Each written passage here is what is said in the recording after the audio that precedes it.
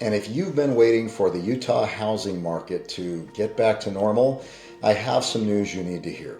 Last summer, I stood in front of a town hall and laid out the data on our affordability crisis for our legislators and several constituents. Today, those numbers have shifted again, and it's not necessarily in the direction buyers were hoping for.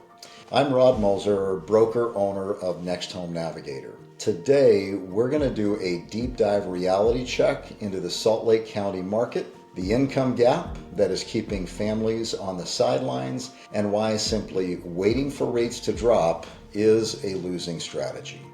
We're Rod and Melody, your guides to living in Salt Lake City and beyond.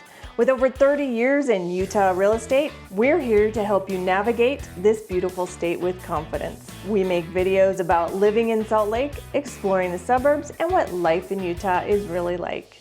Let's look at where Utah stands. We are currently the 8th hardest place in the country to afford a typical home. Since 2020, the income required to buy a home here has exploded by 92%. Guys, that represents the highest jump of any state in the nation. And it's not just buyers that are feeling the heat. For every 100 extremely low-income households in Utah, there are only 28 affordable available rentals. We are staring down an estimated 50,000 unit shortfall in affordable rentals statewide. Meanwhile, roughly 30% of homes are still being purchased by investors, which is keeping upward pressures on prices. Let's take a look at the ground level data for Salt Lake County as of January 2026. The numbers tell a story of a market at an impasse. So first, let's take a look at the price. The median sales price for the fourth quarter of 2025 was $553,000.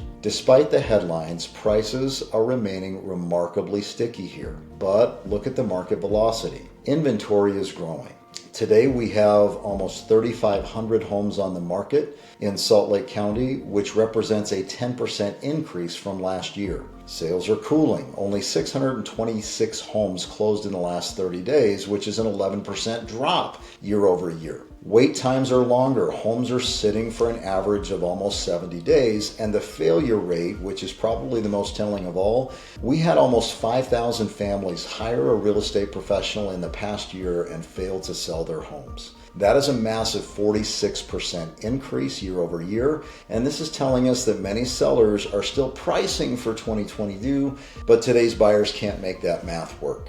Let's do the math on that $553,000 median price. According to Mortgage News Daily, 30-year fixed rates today are sitting at 6.17%. If you're putting 5% down, here's the reality of the income gap. You now need a household income of roughly $156,000 a year to comfortably afford this home. The median household in Salt Lake County, however, earns about $95,000 per year. That's a $61,000 plus gap between the average family's reality and the market demand. This is why interest rates alone are not going to solve this problem. To make a $553,000 home affordable on a $95,000 income, mortgage rates would have to drop to under 1%. Since the bond market is keeping rates near 6%, the only other lever is a massive price drop, which current inventory levels aren't forcing yet. So what